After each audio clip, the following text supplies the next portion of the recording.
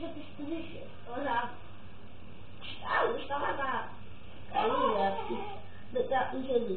Ο Λίο άρχισε να παίζει με ηλεκτρισμό. Γιατί είχε σκαρφαλώσει τη τηλεόραση και δεν την σπάει την τηλεόραση. Και τα λόγια του ηλεκτρισμό.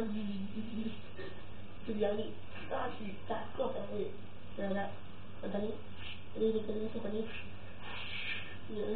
Θα πει ο άλλος. Και από κάπου με το στόμα το οντώνει και είχε μείνει από στο χέρι του αληθό στο πρόσωπό του και λέει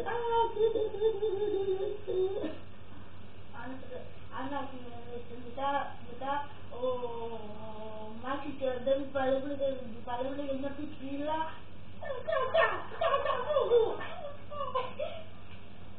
Μετά ο Ρακ, εσύ στο γύρο, εσύ στο γύρο.